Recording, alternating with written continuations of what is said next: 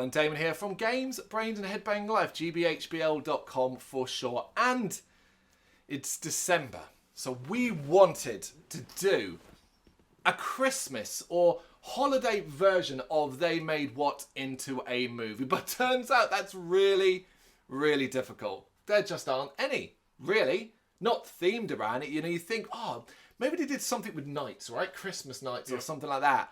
No, not really. No, they didn't. So we trolled around, we trolled through the depths of video game movie adaptions and ended up coming across one that kind of fit the bill to a degree, but not that we knew it did to a certain point.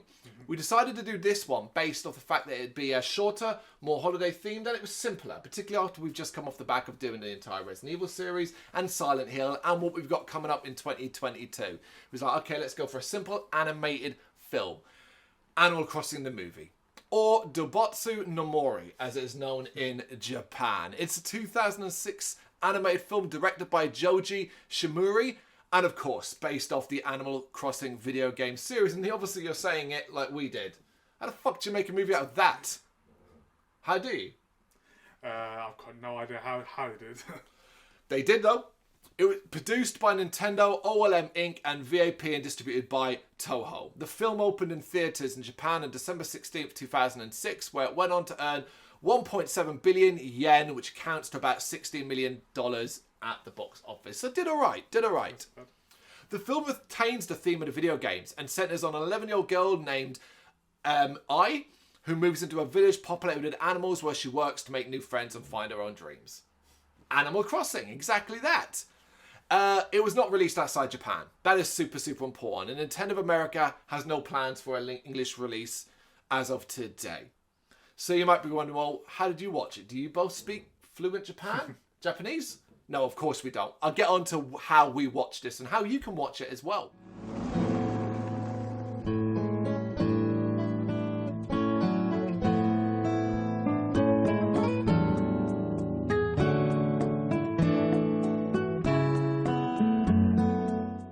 For the film was contributed by Animal Crossing series composer Kazumi Totaku and arranged by Tomoko Hasegawa, with the film featuring numerous themes from the games. You probably noticed that as you're watching it, right? Familiar sort of sounds, particularly when going to the museum and things like that.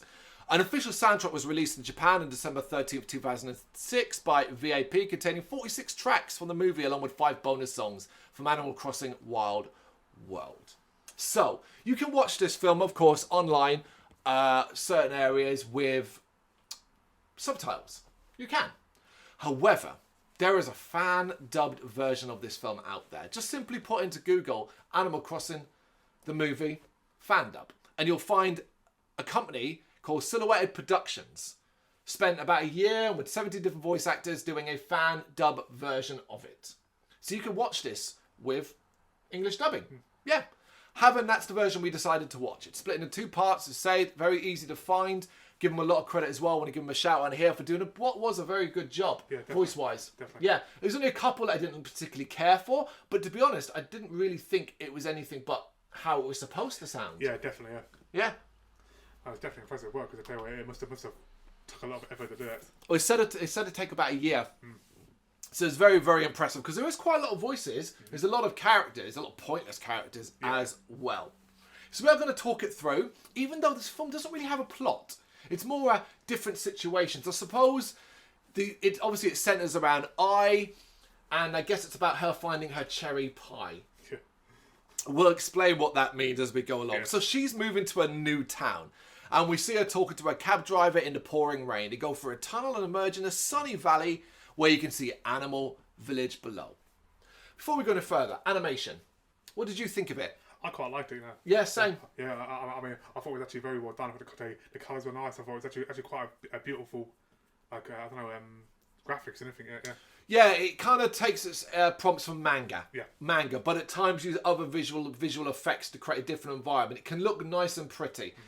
For a 2006, low-budget animated film, I thought it looked pretty good. Yeah, definitely.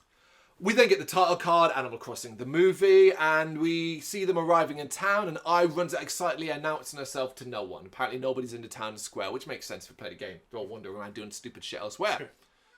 Animal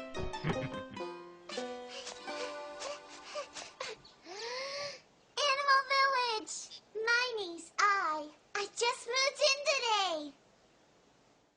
we get this weird scene where the cabbie wants to help her, but she insists upon doing it herself, and her case is really heavy as she drags it to, I guess, the arrival station. In there, she meets Tortimer, the mayor, who quizzes her about an upcoming ballot, and will she vote for the new mayor? Except all 4 versions are him. Now, I think they're doing this thing where he's just like a forgetful old tortoise. Yep. But it's fucking weird. It is weird. He's a weird character in this, you know? Voice-wise, pretty done, but, you know, it's got that old man kind of thing. Yeah. I know this is sudden, but I need you to answer a question for me. Huh? In the upcoming ballots, who do you think is the most qualified? Number 1, me the mayor. 2, me the mayor. 3, me the mayor. Or 4, me the mayor. But they're all you. An election is coming up, but I insist that she will support Tortimer because it's all the fucking same. Because he seems to get upset when he thinks she's not going to vote for him as well. And this is represented by like this is the manga thing where like clouds and a wind blows over him. Like he's like, oh, I'm sad now. I is sent to Tom Nook to get a house key. Really surprising how little Tom Nook is actually in this, considering how important of a character he is in the game. The game. Yeah, he's like your landlord, the shopkeeper. He's everything. Yeah, he's everything. Yeah. Yeah. So Strange has a very, very small role in this. She does meet him, and he puts her to work straight away, insisting that will be the best way for her to meet everyone. See, my expectation was early on was always she's about to go in debt, but I think they decided we're not going to include any of that stuff because it's not fun. It's not fun working off a debt. Yeah, also. All right, your job will be to take care of the deliveries. Deliveries? Wait, I just came to get the key. I wasn't really looking for work. The quickest way for you to get used to your new life in Animal Village is by working. Yeah. She isn't too sure. She kind of complains about it, but he ends up forcing her to do deliveries. Kind of just forces her to do it. Yep. It's getting weird, but it's not the weirdest thing in this movie. No. There's a part coming up that I genuinely was like, huh? What on earth? So she sets off on a bike complaining. We then see an owl fishing. Never find out who this character's name is. Nope. Shown a lot throughout. A running joke of him fishing. Just a short clip of him fishing and I speeding down a hill over a bridge. The owl seems to notice her.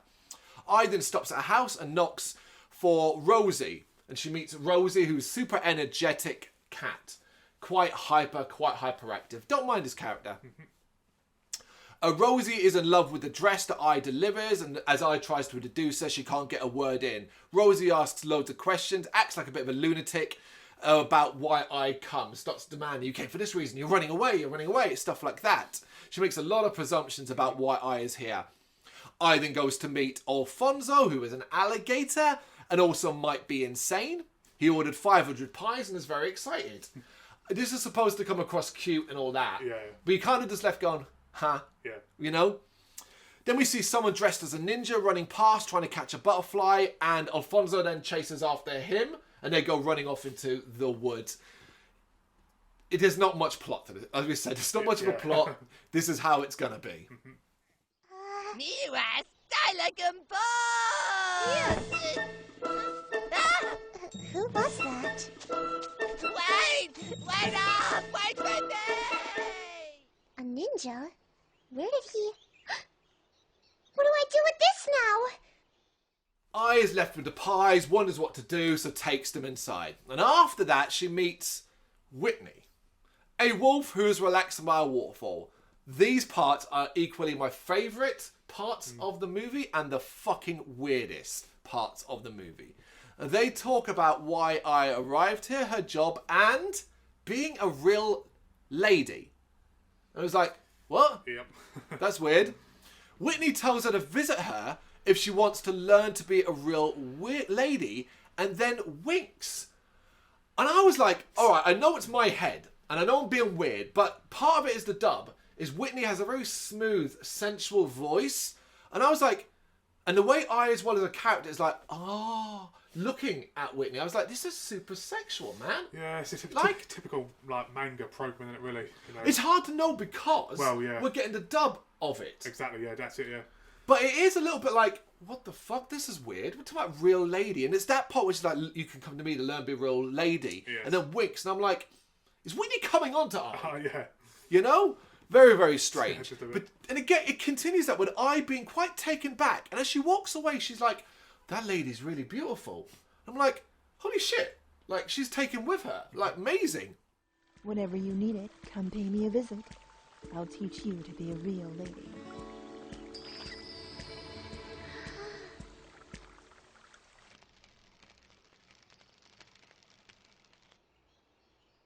What a beautiful lady. Continues to walk around town seeing people. She passes a running monkey. Another one, we never learn whose name it is. And he's in it a lot as well. But before she arrives at the Able Sisters clothing shop. You know, the three sisters who do clothes in the game. Yep. I think Mabel is one of them, like the main one. Yeah. An elephant comes in. This elephant is called Margie. She's probably the second most important character of the film. And I watches her interact with the sisters. I then leaves and goes back to Nook's cranny as the sun comes down. We see I dragging her case to a new home, remarking on a long day, but gets excited when she sees a new house. Yeah, new house. A spider then jumps in her face and she freaks out. The ninja jumps down and tries to catch her, but ends up catching I with his net. I is angry and then introduces himself as you. Alfonso! I beat Alfonso! I beat Alfonso! I beat Wait, Alfonso! who do you think you're that ninja from this afternoon. Huh? For you! I'm you, from the nearby village. Sometimes I come here to play. And offers her a bug, which causes I to freak out. These sort of freak out moments are very manga, innit? Yeah. That whole, like, super over the top, that kind of thing, you know? We then cut back to see an owl struggling to catch any fish. And then we get a montage of I delivering and meeting the residents and setting up her home. Don't mind this. This is a good way to show the passage of time. Yeah, definitely, yeah. Yeah, absolutely. Yeah, it's clever. We stop that montage to see her arriving at Mr. Apollo, but no one answers. You then arrives chasing a bug and scares I into falling into Apollo's flowers. Someone then arrives out of the ground, being a mole, comes crashing out and is really angry. And it shoots it in a way where he's screaming into the screen and he's shouting and screaming. It's like, whoa, dude, take a chill pill. He ain't this angry in the game. No. No way. This is Rossetti. Oh, not him again. Hey, you! What do you think you're doing? He says she's new. He's pretty intense, but does introduce himself. He says he's here to enforce the rules of Animal Town. Because I was puzzled. I was like, well, he exists in the game to tell you off for turning off your console without saving. Yep. That thing. Yeah. So here they use him to... That he's basically like... A police officer. Sort of. Yeah. That kind of thing. He tells her not to worry about the flowers, but he wished it hadn't been Apollo's. And he tells her to go find Apollo at the Roost, which is a coffee shop.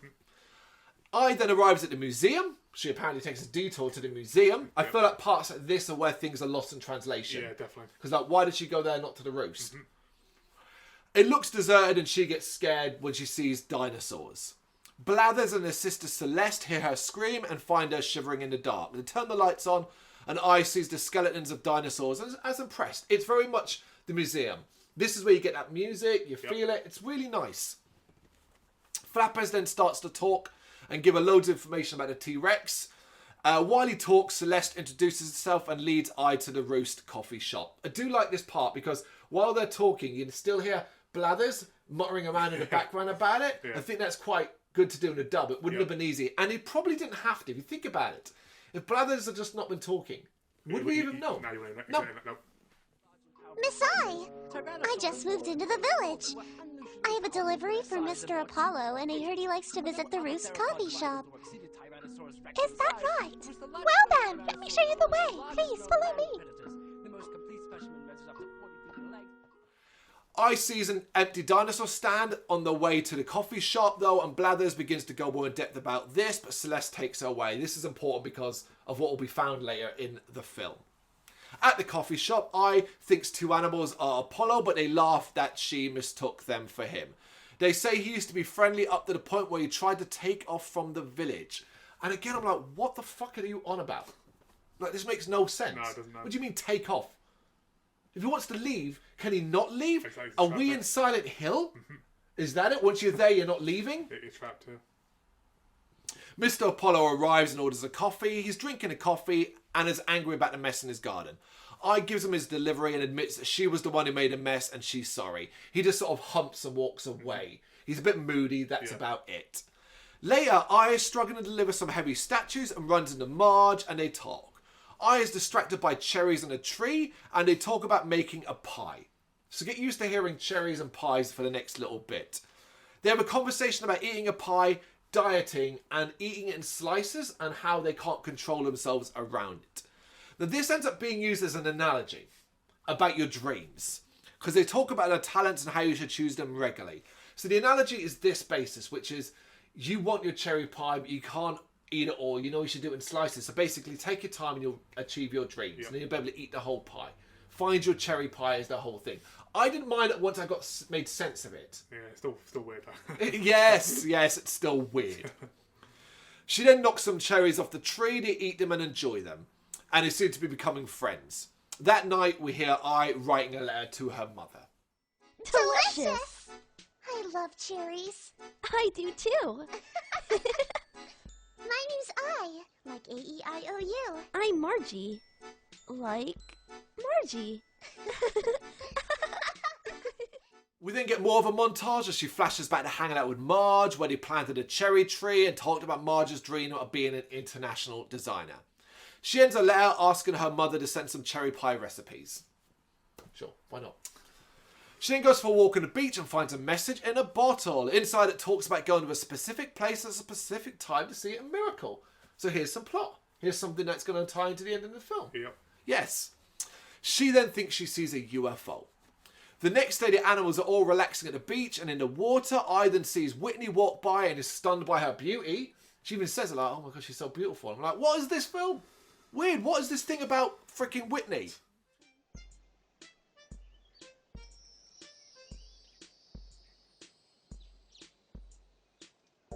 Whitney always looks so lovely. And we then find out that Whitney and Apollo used to date. And I was a bit like, we've never done dating and relationships in Animal Crossing. Oh, okay. Rose and Marge argue about not swimming together as Marge is obsessed with drawing her pictures. They talk about her dreams again and I encourages her to carry on with her dreams. Super positive. Marge finishes but a wind blows their parasol away and they all laugh. It's funny. Yeah. The owl is still fishing and we see him get a catch but it's just a boot. I don't know. I guess it's a joke for kids. Yeah. Because it's very much a kids' movie. Yeah, oh yeah, definitely. Yeah. Elsewhere, Yu is digging for some fossils with Mr. Alfonso looking for a specific fossil. And Ammonite, I think they keep banging on about. Yep. Yeah. They get confronted by Rossetti, who lectures them about digging so many holes, and the pair then run away. I and Rosie plan to wear Marge's design to the next KK Slider show, and Marge overhears and is really pleased to hear it. Yes. So this is how this film works. Everything you do in the game just kind of gets dropped in at certain points. Yeah, your little hints. Yeah, whether it be bug catching, fishing, digging for fossils, aspects like that. We then see Eyes alone on a beach and she finds another message in a bottle. This one telling her to plant trees all over the village. Everyone is planning for the annual firework festival and KK Slider is coming to do a show. Rosie, I and Marge are very happy. They then run into Alfonso and Yu who are still digging holes. They found a fossil and are really happy as they finish their collection. They sing a song and the girls mock them. Boys will be boys is what they keep saying. Yeah, pretty much, yeah. Rosie remarks that she saw loads of fossils in a cave and Yu gets a bit handsy, insisting that she takes them. Like he grabs hold of her and starts shaking her. He's like, calm down, Yu. Calm down. Really? Can we go? Can you take us? Please? Can we go now? We can go together. Please? I get it already! We then cut to them being in a boat and Yu is in a pirate outfit now as they go into a cave. So there's this whole thing for the film that Yu constantly wears costumes or something like that. Inside, Rosie isn't so sure she's right about the fossils anymore and they find different paths, should I say. They continue on and go deeper, coming to a waterfall. They panic, lose the light and go over the waterfall. It was very much, we've got some action scenes here. This is going to be good. Absolutely. We then see Tortimer walking in the sunset, and he appears to run into a new resident who is standing still at the water's edge. Tortimer tries to talk to this person, but he doesn't respond, and Tortimer is sad because he thinks it's because nobody knows who he is. Fucking Tortimer's a weirdo, man. This part is one where you're like, this makes no sense. Why was this even in this movie? As Tortimer walks away, the resident, in a really surfer-style stoner voice. Hey, man, just relax, take it easy. Like that. Yep. Says basically, yeah, chill out, relax, and then dives into the water. And that's it. We've never seen this character again. Pointless. Pointless. Yeah, Utterly literally. pointless. In the cave, the boat was washed up and everyone is okay. Yu runs off to find a huge collection of fossils and is very excited. I continues to look around and is stopped by discovering the skeleton body of a huge dinosaur called a Seismosaurus. It was the one that Blathers was talking about that he didn't have in the museum. What a coincidence. Yep, indeed.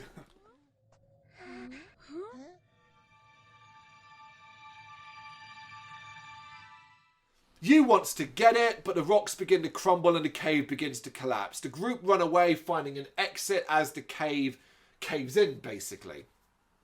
Yu tries to go back for the fossil, but is stopped, and we see the entrance being blocked up by rocks, so no going back in there. After that, we then cut to the owl, who still hasn't found any fish, apparently. Yeah.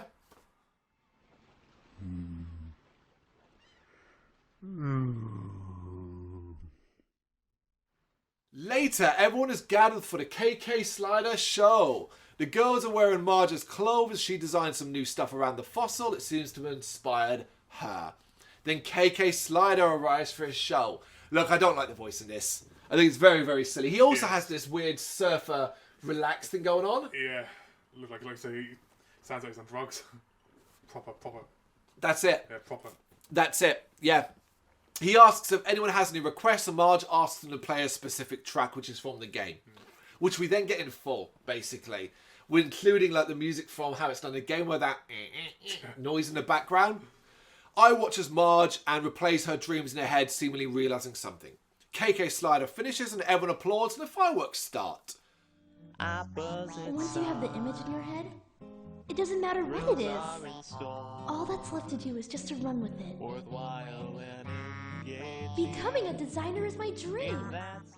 The party continues and everyone is having a good time. Marge talks about a personal connection with KK, and Rosie announces that she now wants her own cherry pie. They then see Yu getting carried away with a slingshot, and the girls remark that boys will be boys. It suggests that like Yu's getting ripped off for bells or something. Yep. A firework then shows Tortimer's face, distracting everyone, and he screams that they should all vote for him. I think he might be insane at this point. Yeah. And maybe he needs to retire. Yeah, definitely. Yeah. Definitely got problems. We then see Ayaz writing another letter to her mother and remarks that she felt a bit jealous of Marge today. I thought this is where our story was going to go. Yeah. That she was going to get jealous and then realise in the error of her ways that there was going to be a wholesome lesson to be learned kind of thing. But there isn't really. No. She then goes to look at a collection of messages in a bottle. She now has 4, apparently. And it seems as though it might be from an alien. She reads them all aloud and suggests that there's a UFO going to visit, provided she does all these things that need to be done. Yep. And it's all going to culminate at the Winter's Festival, which is why this one is coming in December. I wonders if she should plant the trees, wondering if this is her cherry pie. Autumn has come, because we're moving through the seasons, and Aya's running through the forest. And I love this part. This was really well done.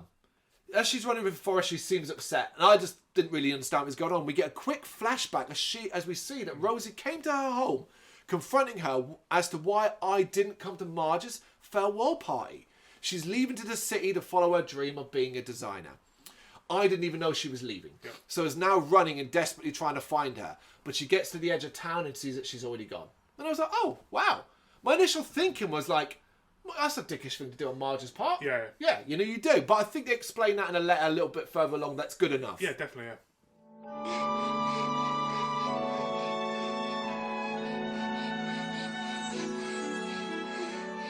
Margie. We then see a resident called Serrano falling into a hole. His friend comes along to help, but falls into a hole himself. There's this weird little falling into holes thing. You know what you do? You dig a hole in Animal Crossing and you create a trap for a resident. That's what it is. You and Alfonso are to blame. They're doing it for fun. The monkey character that we've seen running through the forest a lot on this, constantly exercising, he keeps falling into holes but getting himself out. They then see I, and she falls into one. They celebrate around her, but notice she seems sad. She just kind of climbs out and carries on. She's very, very upset. Rain is falling. The owl is fishing, and he seems to have got a bite. Again. Yep. This time it's a bike. He can't get no luck. Aya's walking across the bridge sadly, and she goes to the coffee bar where Whitney is hanging out. This is a weird scene, as we get a very long scene. Like it's supposed to be a booze bar, where he's like, "Shall I make your usual brew?" I know. And like we'll see him make it, and then it's like it's weird. It's like what? And she's sitting at the bar, and it's like drinking a coffee. Yeah, so it's like she's basically drowning her sorrows. And Yes, alcohol. exactly that. Yep. The music changes to Marge's favourite KK Slider song, and she has memories of the good times she had with Marge. She's taken out of her daydream by the arrival of her coffee, and the coffee server wonders if Marge is listening to the same song right now wherever she is. This causes I to start crying. Whitney, being a massive dick, just goes, oh, and then starts to browbeat I about being a proper lady because she should be happy for her friend. You know? And it's like, what is your obsession with a proper lady? Yeah. Oh my. Now, why are you acting all depressed? Because your friend moved away? No matter what the circumstances, being happy for your friend's decision is the way to be a proper lady. It's weird. Old-fashioned. Must be old-fashioned. Yeah. And I points out that Marge didn't even tell her she was going, and that she thought they were friends. It's a fair point. You know, this is all perfectly solid stuff. Whitney starts to laugh at her and calls her ridiculous for not believing they were friends. And she said I should believe in herself because then other people would believe in her. And it's like, what has that got to do with being sad because you thought your friend would at least tell you they were leaving? Yep. How does believing in yourself marry up with that? It's nonsense. Yep, indeed. Absolute nonsense. And I is confused, obviously. And I'm like, I don't fucking blame you. I'm confused. Yeah.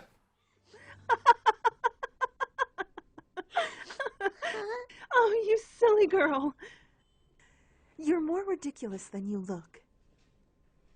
If you thought that you and Margie had a friendly bond as ladies, then you did without a doubt. You need to believe in yourself more. We then get a weird scene. I think it's a reference to the debt of the game. As I goes to leave but has no money on her. And the coffee man, he says, it'll go on you pay for your tab anytime you want. I feel like that was their one reference to the fact you can rack up bills.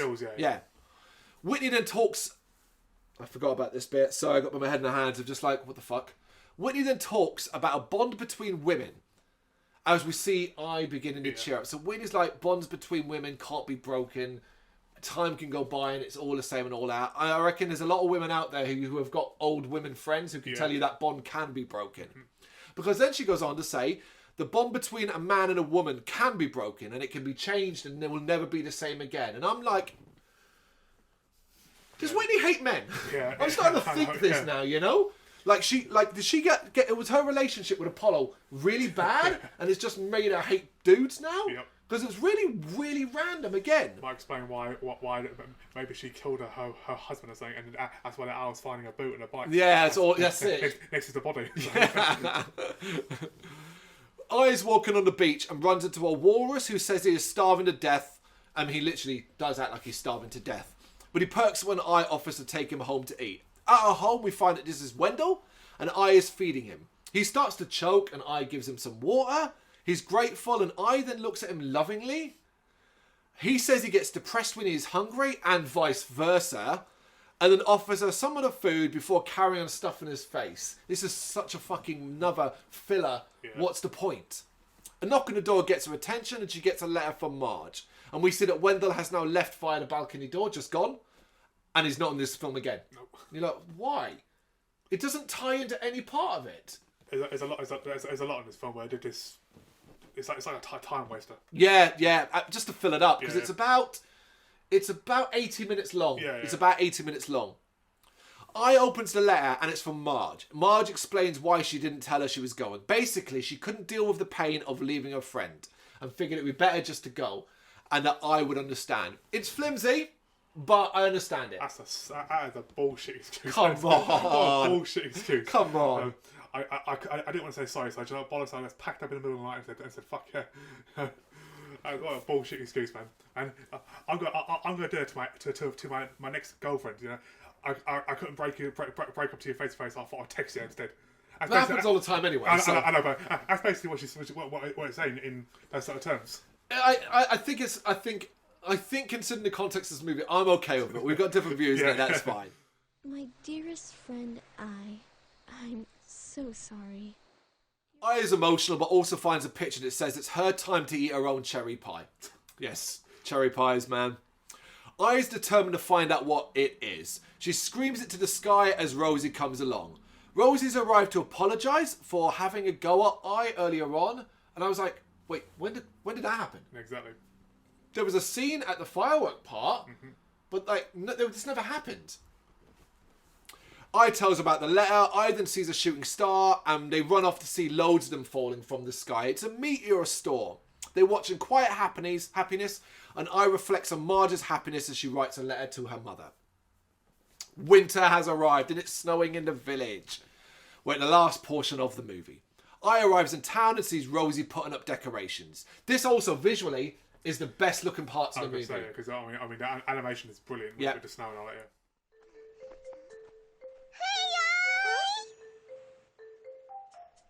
Rosie, how do my holiday decorations look? With all this work, I'll definitely win this year. It's got a real Rosie feel to it. I carries on, and we see the fitness monkey running through the snow. Rosetti's putting up lights and complaining about the new bunch of pine trees that have gone up. And he then gets mad about having to take it all down afterwards. Tortimer does an announcement about the festival beginning and the best decorations will win. He also advertises the upcoming election. We then see you and Alfonso running around in rabbit costumes. Owl is still fishing, because we're getting loads of just different things at once.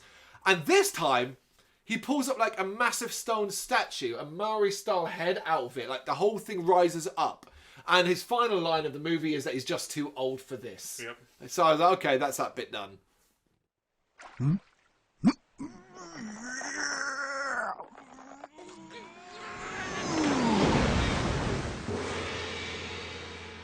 No way. I'm too old for this. I remember, forgotten her name momentarily there. Said it so many bloody times. But then remarks on her trees growing so big, and that we see that she was the one who planted them, hoping for the miracle to take place. So yeah, it's like she planted the trees. Yep. In our Crossing world, they can grow that big. Yeah. The festival has begun, and the town is looking very festive. I goes into the museum, and Celeste says all the stars are coming out tonight. They look at them together through a telescope and share some hot chocolate on the roof. I then tell Celeste that the messages are probably just a practical joke. Celeste points out that we get this really weird sciencey bit here. Yeah. Where Celeste points out that the idea of a UFO is a bit silly, but also suggests that UFOs are possible. It's one of those where like, huh? Like you've got really like statistic here. Yeah, no. It's really strange. And it kind of causes I to get excited again. She looks through the telescope and thinks she sees a UFO flying through the sky about to crash. She runs to the window, looks out, and we see that it is a ship, and it clearly has hit something that's about to crash land. It does, which causes a red alert in the town. Everyone just starts screaming red alerts. So apparently they have an alert system for attacks. I don't know. Did they change the bulb? I knew it was coming. I was waiting for it. He's wearing a t-shirt, yeah. Yep. Everyone goes to find the crashed ship, and it does appear to be a UFO, as they all arrive and sort of watch it from afar, a little bit suspiciously. Eye over here! Isn't it incredible? A real UFO! Lapis, please, try to breathe. I'm getting chills. The ship begins to open up, and out steps a bird dressed like a spaceman in a spacesuit. Did you know there was something wrong in the animation, though? So he's wearing the glass helmet, but his beak is coming out of it. Yeah. He says he's an alien, but then proceeds to fall over the edge. Do you ever see Thor Ragnarok? Yeah. It reminds me of Valkyrie comes out of the ship and falls off. Yeah. So I was like, okay, this dude's drunk. Yeah, he's drunk. Immediately, I calls bullshit on it.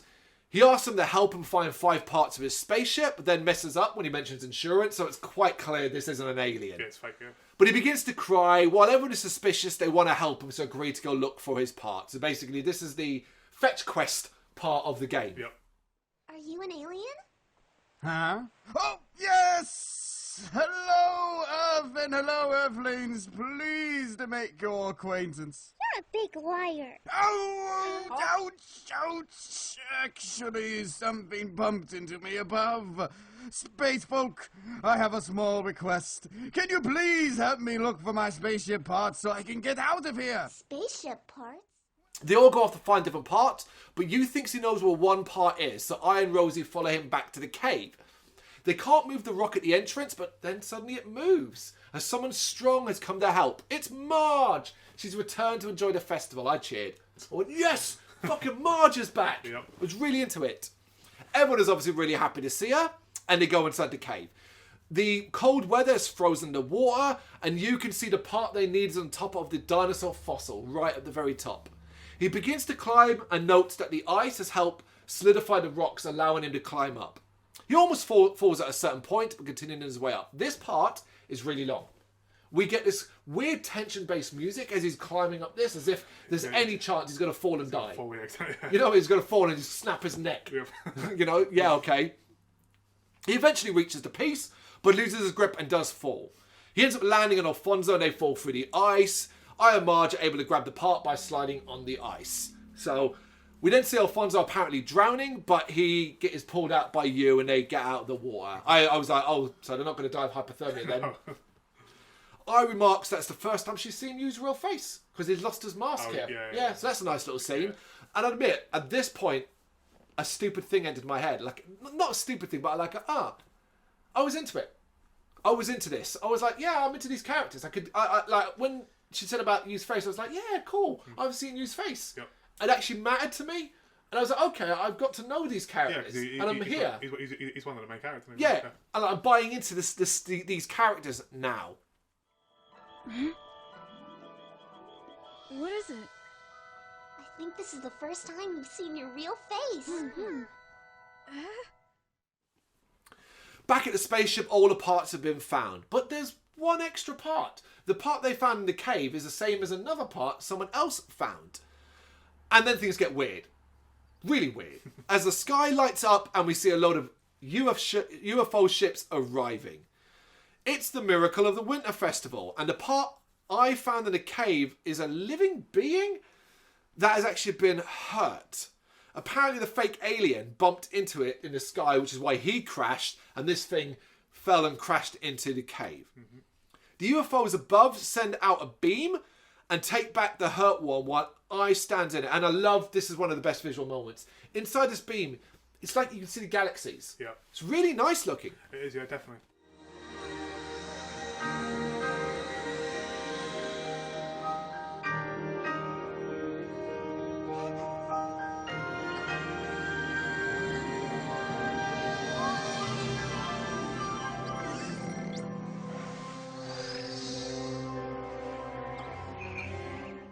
This creature, which is just some sort of flat, shapeless creature, is healed and begins to play around. It's like it's spongy, so it can mimic things. Yep. So it mimics Ai's face before flying around the townspeople and then leaving with its family.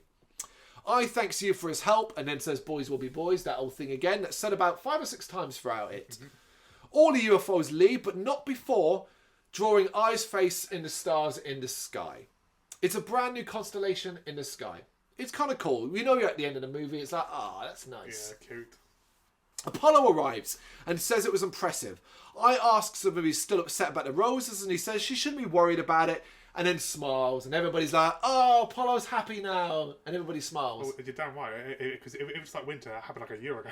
Yeah, but like, get over it. Well, what really bothered me about this is like, it made no sense, because we've not had anything of Apollo. Exactly, yeah. To imply he's a moody, grousey, they just because they said it, we never saw it. Like I said, I know it's looking too much and picking too much into it, but you could have done little scenes of him walking past, humping, giving her a look. Yeah, or just refusing to talk to other animals, just being that kind of character. Yeah. Rosie remarks that the miracle really happened, and Tortona declares that I is the winner because obviously, for a display, the stars, that's going to win. Mm-hmm.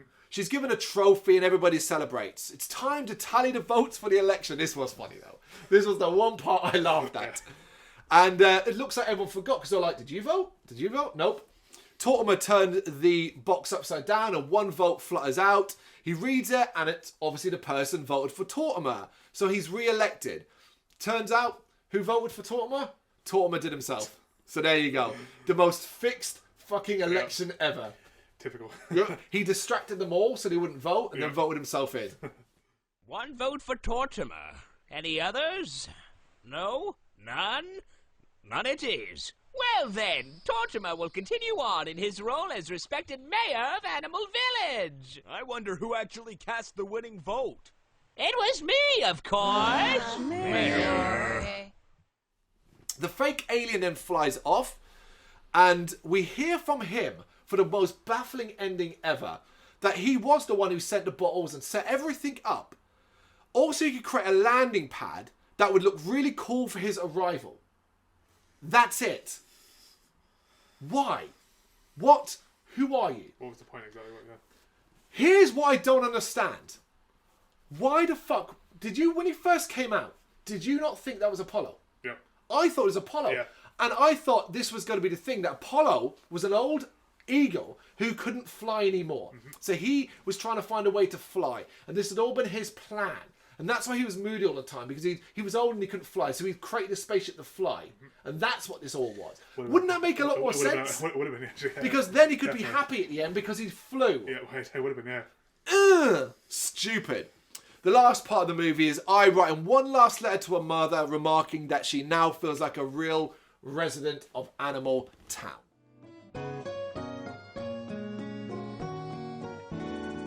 Dear Mom, during the Winter Festival was the first time I truly felt like I was a real resident of Animal Village. And that is it. You get your end credits, and that's it. About an hour and 20 minutes of Animal Crossing, the movie. And I'm going to tell you, check it out. I think this is perfectly fine. There's almost no plot. It's just lots of things strung together. But if we are to look at it and see it as a concurrent beginning of the year to the end of the year Animal Crossing style season, where all the sort of things from the game are ticked here and there, characters are shown, and we follow this one character across these seasons, it nails that. The animation is nice. Yep. The dubbed version, this fandom version, does a very, very good job. It does. A lot of it makes no sense, but it's kind of okay. Because whatever doesn't make any sense, we tend to move on quite quickly. It does a good job, but obviously you've always got to look at the fact that things will get lost in translation. Yes. At some point, they always do. Of course. But not taking that away, they've done a great job. You know, yes, credit to you. Doing it, yeah. Credit to you. Simply put, before this, we said it, how the fuck do you turn Animal Crossing into a movie? Did it succeed? No. But tell you what, I couldn't have done this. I couldn't have come up with a way of doing this. If you'd said to me before, Carl, tell me how to do Animal Crossing the movie, and I'd have been like, a character moves in and, you know, and right, we could said certain points during it where we feel it could have been improved or a better story could have been done. But that's, by the by, that's we did that with Resident Evil movies, and those are fucking American-made movies. Do you know what I mean? So it is the case. But for what they did, for the characters they tried to introduce, and even the little segments like the owl and stuff like that, by the end, I enjoyed them. Yeah. You know? It was entertaining value. It was entertaining. It's no classic. It's no brilliant. No. I wonder how it would be if I was watching it with, say, subtitles and hearing the Japanese voices. Would it be, particularly because I'd imagine it would all be quite young voices, would that be quite jarring? I think it might be. Well, yeah, you presumably they'd be played by children. Yeah, you would presume, predominantly, because I was, 11 years old? Yeah. And stuff like that. And would you then get the translation issues that exist often when it comes to subtitles more than anything else? It's just, I think it's unique. I think it's a unique film in this series. I think they were very smart, only released in Japan. Yeah. It would have failed in this country. Well, and America would have been a flop. Yeah. What's your target audience? Your target audience is children. This isn't for us. It's not even, I don't even consider myself a big Animal Crossing fan. No. I played Animal Crossing when it was released in the GameCube. And like everyone often did, you play it for like a month and then you just don't. Yeah, and it's repetitive. Yeah, the Animal Crossing, the new one on the Switch, I bought it, I really enjoyed it, but to be honest, I haven't been on it in a couple of months again because it's Animal Crossing, you know, that thing. I want to play other games and that's it, so I move on. So, but it's a hugely popular franchise. Oh yeah, definitely. And like Nintendo locked out because the new Animal Crossing on the Switch, and it sounds strange to say saying locked out, but the new Animal Crossing on the Switch obviously was released as pretty much the world went into lockdown. So it was been very fucking successful in regards to that. But I do urge you, do check out, we told you at the start of the video, and I'll tell you again, simply put it into Google, Animal Crossing the movie fan dub, and you will get a Reddit thread that will lead you to the 2 parts of this fan dub, so you can watch it as we did.